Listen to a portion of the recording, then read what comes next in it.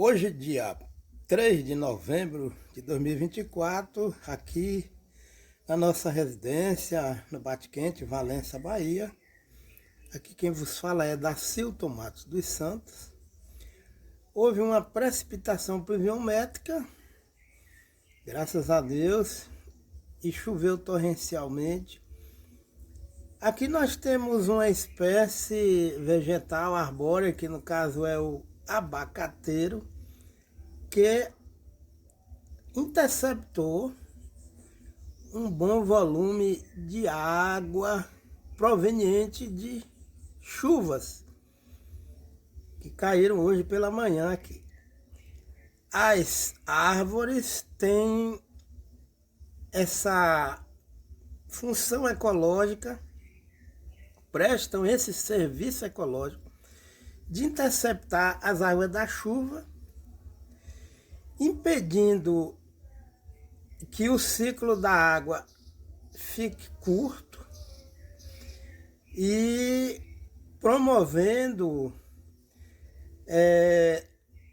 a compensação térmica no microclima local, na zona urbana, pois esse volume de água, sem a presença do componente arbóreo, esse volume de água ele vai cair diretamente sobre o solo. Se o solo estiver descoberto ou impermeabilizado, com muita calçada e muito asfalto, isso vai resultar nas enchentes que são contumazes no nosso país, tanto na zona urbana como na zona rural. Portanto, quem é responsável pelo balanço hidrológico do solo, permitindo a regulação do volume de água infiltrando no solo e reabastecendo os lençóis freáticos, tanto na zona urbana como na zona rural, são as árvores. E o sistema foliar também de outras espécies. Aqui a Ora pronobe nós temos uma espécie arbustiva com o sistema foliar cheio de água. Então as folhas do Ora pronobe interceptaram as águas da chuva. Isso impede o excesso de calor, tanto na zona rural como na zona urbana. Então, quanto mais árvores se corta em ecossistema ou em agroecossistema, e quanto menos árvores na zona urbana, os serviços ecológicos prestados pelas árvores e pelo componente arbustivo, esses serviços ecológicos vão ficar comprometidos. E a gente observa aqui que as folhas estão liberando as águas da chuva de forma gradual, o que impede a liberação total desse volume de chuva, que vai promover um ciclo da água curto e vem as enchentes e, consequentemente, as secas.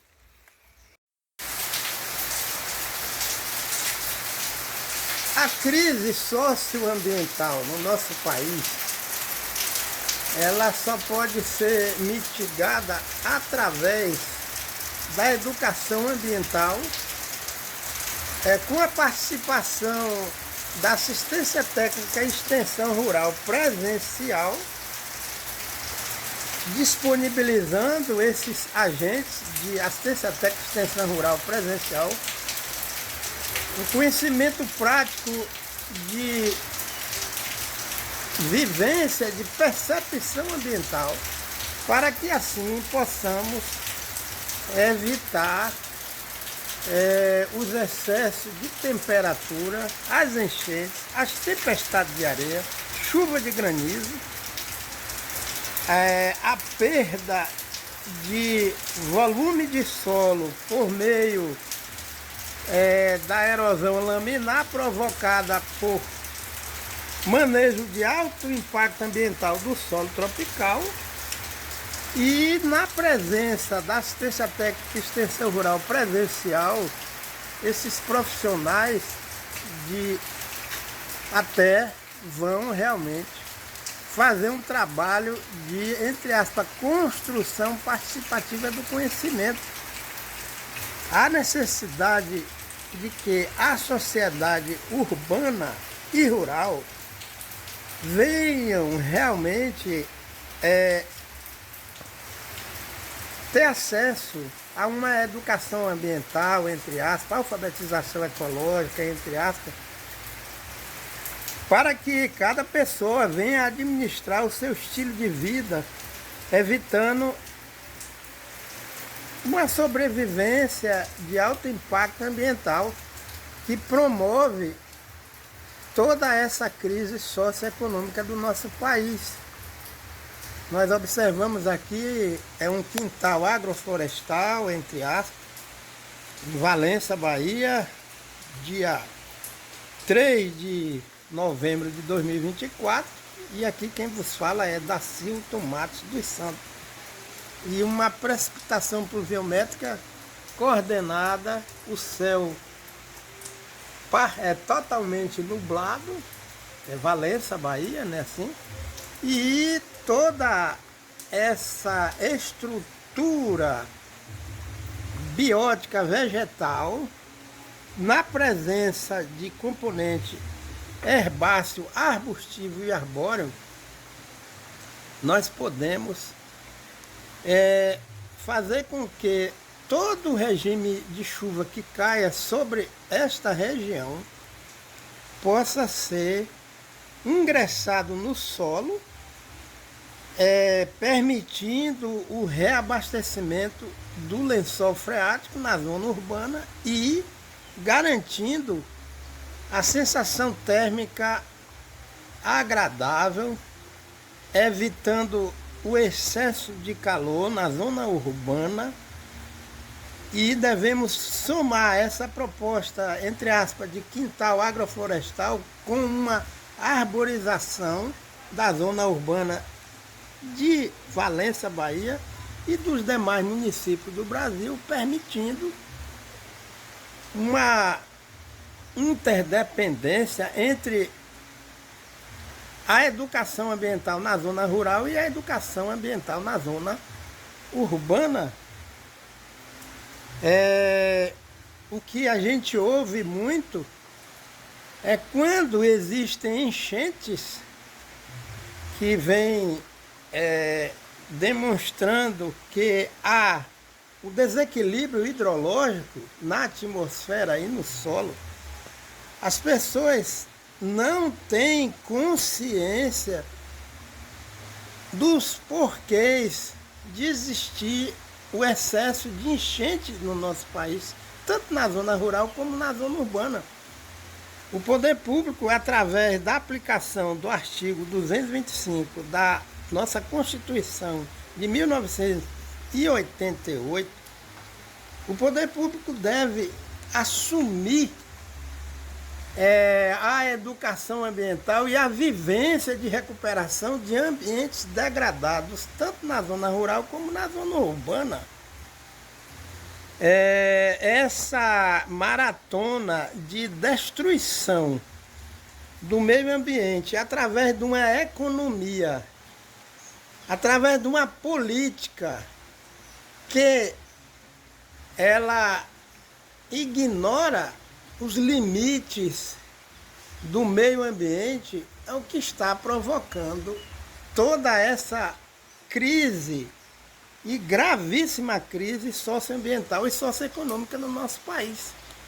Porque quanto mais enchentes, quanto mais secas, quanto mais chuva de granizo, quanto mais torós, quanto mais tempestade de areia, quanto mais avanço de desertificação no nosso país via agronegócio que não tem base agroecológica, que não tem um manejo ecológico, agroecológico do solo tropical, a nação brasileira vai ficar sendo comprometida através de uma inflação galopante, um custo de vida alto, Isso através do sistema de transporte, não é assim?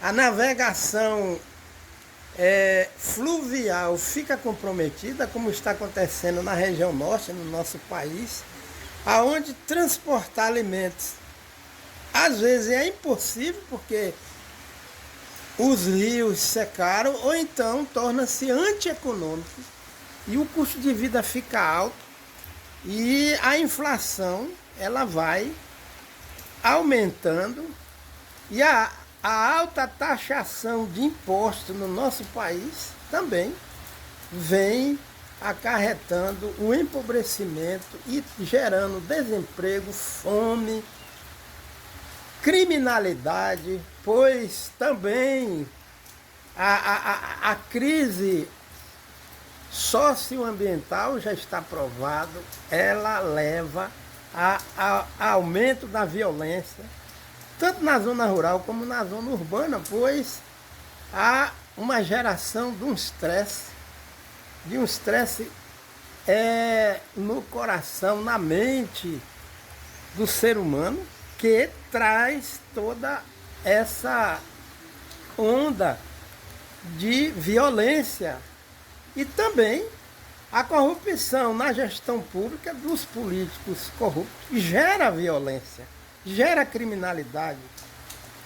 A impunidade de políticos corruptos é a mola mestra que gera a onda de violência nos nossos estados, o aumento da criminalidade, pois se gestores públicos, políticos, foram envolvidos de forma comprovada em roubo do dinheiro da nossa nação, isso é crime.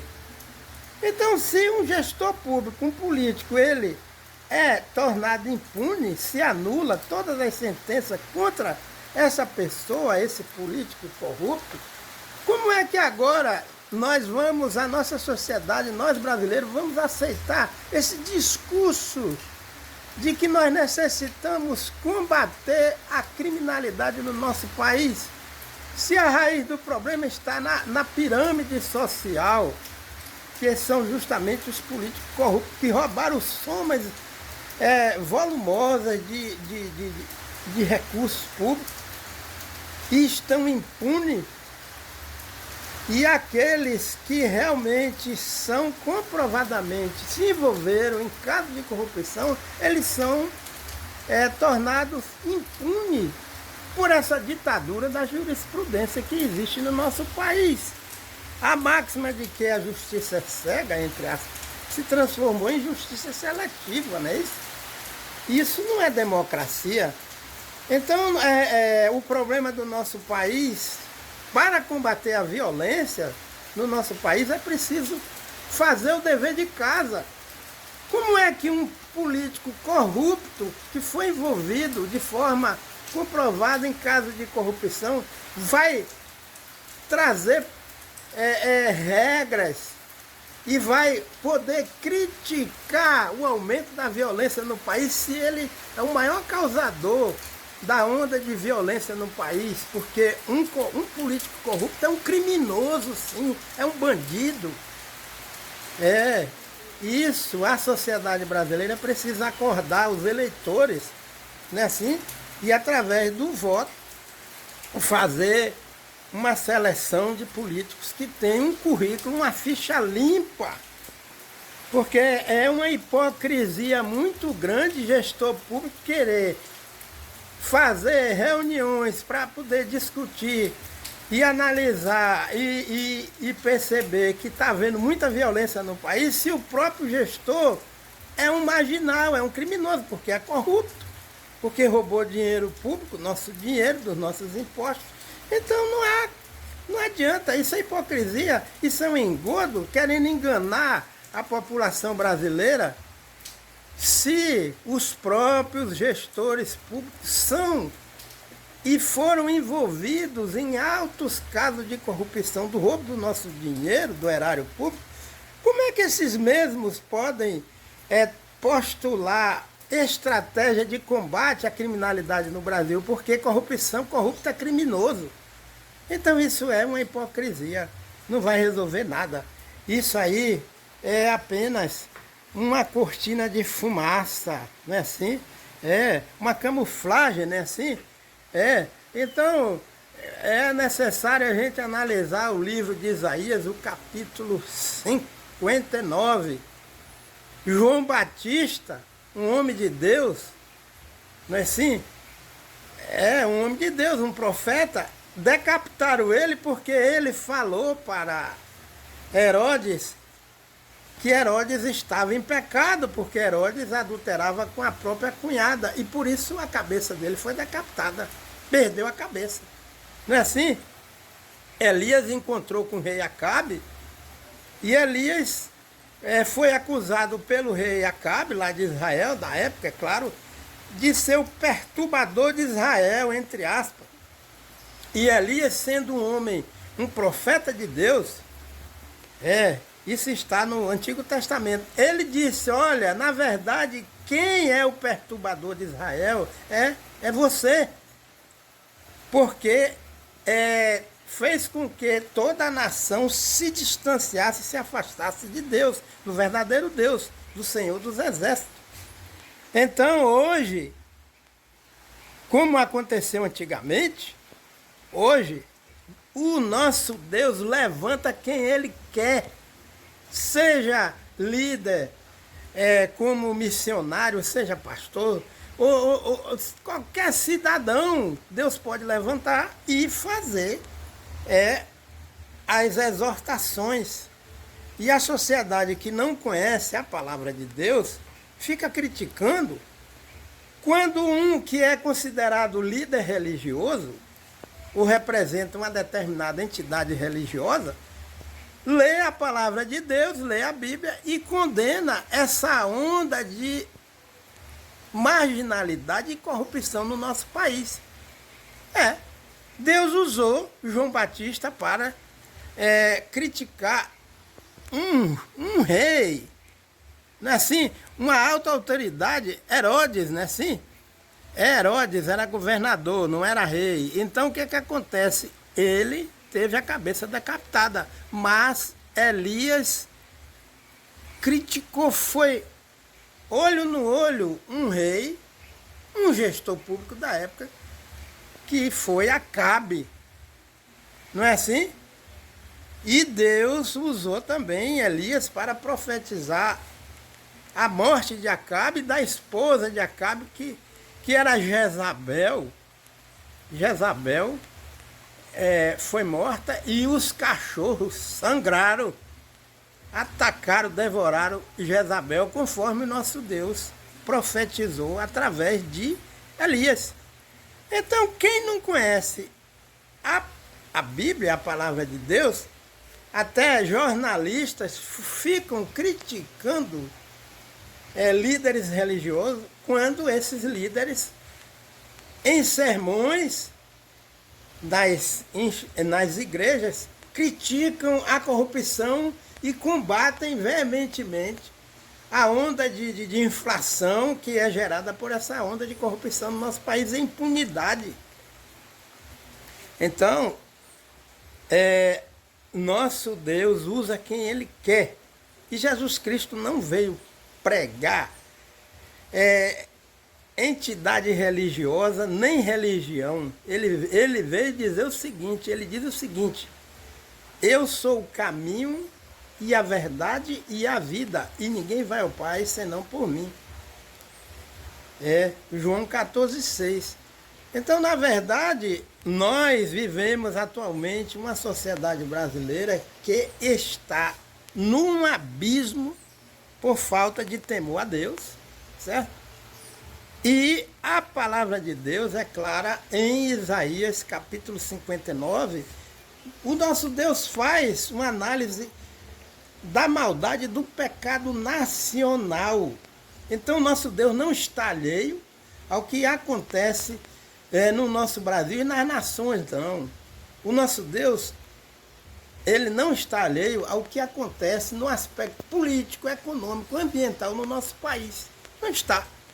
Essa história de dizer que quando um líder religioso vem criticar nas igrejas o sistema corrupto de um governo como o nosso aqui no nosso Brasil, dizer que está tirando a roupa, está tirando a batina, está negando os ensinos de Jesus Cristo, pois Jesus Cristo foi quem usou João Batista para criticar Herodes. E foi Jesus Cristo que usou também Elias para criticar e reprovar as atitudes de um político na época, porque ele era rei de Israel, era um gestor público.